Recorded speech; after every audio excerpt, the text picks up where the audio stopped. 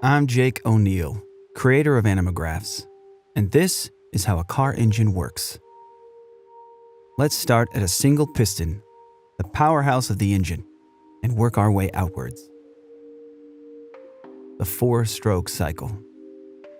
When a piston travels to the end of its range, whether up or down, that's a stroke.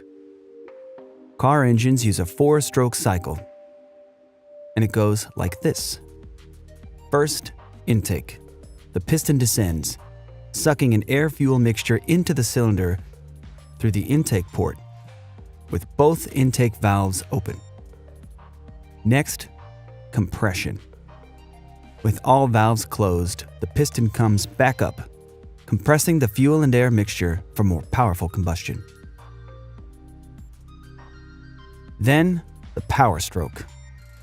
An electrical spark ignites the compressed fuel and air mixture, and the resulting combustion forces the piston to the bottom of the cylinder again.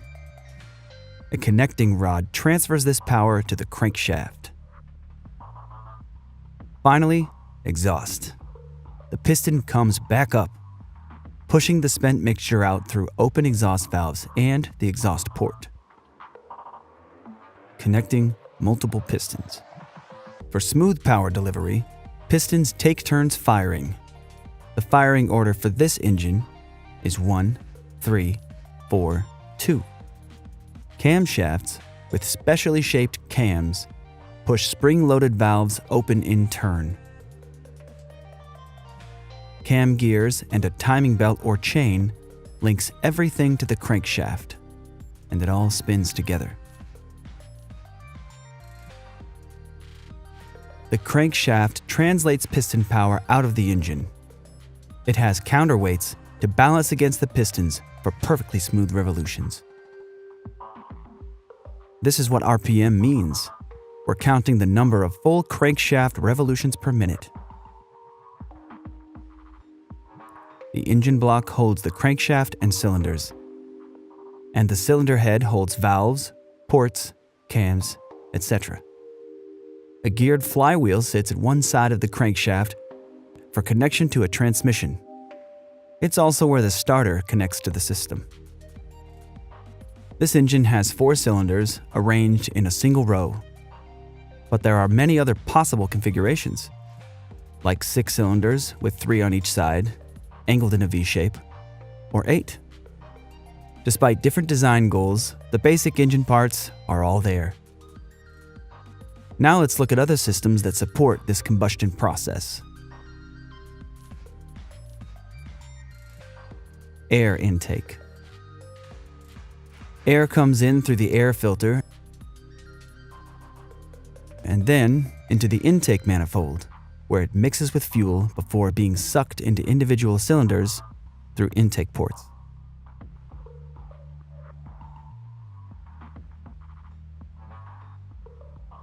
Fuel. The fuel pump carries gas from the tank through a fuel filter to the engine, where fuel injectors emit a precisely timed spray of gas into the intake port.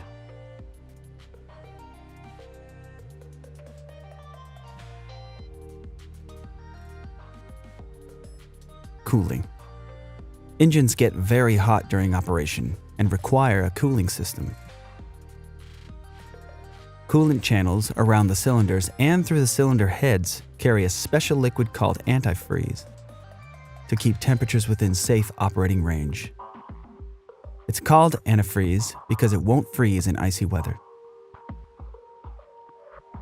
After cooling hot engine parts, coolant circulates through the radiator. The radiator has a network of small tubes and fins.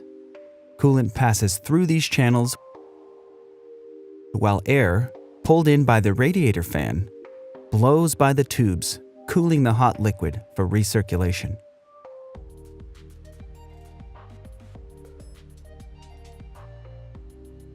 A water pump keeps the coolant system flowing and properly pressurized.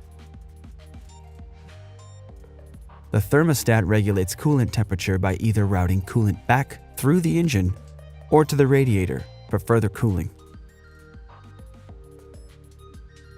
electrical. The spark plug delivers the electrical spark that ignites the fuel-air mixture for combustion. The metal core is insulated from the outer metal casing with porcelain. The spark jumps between these conductive surfaces.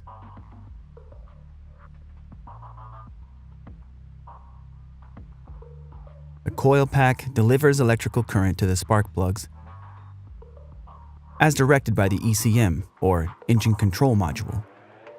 The ECM is a computer that directs many core engine functions like spark timing, valve open and close timing, air-to-fuel ratio, etc.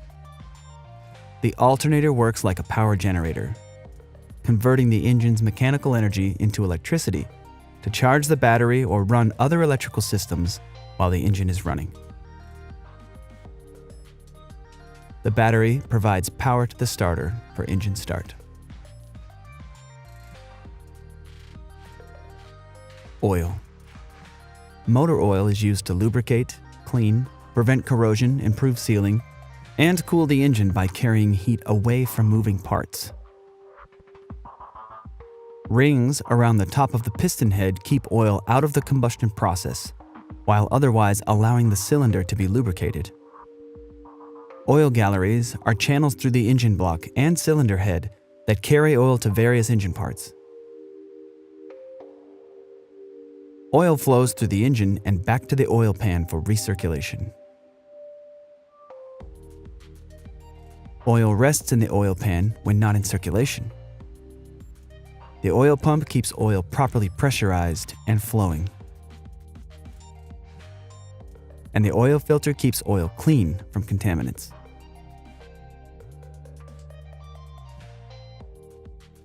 Exhaust.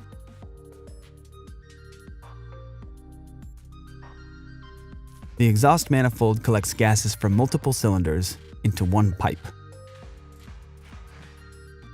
Exhaust flows through the catalytic converter, which captures toxic chemicals in engine exhaust, and then out through a muffler that reduces exhaust noise. And finally, here's the full functioning engine with all the basic systems we've discussed.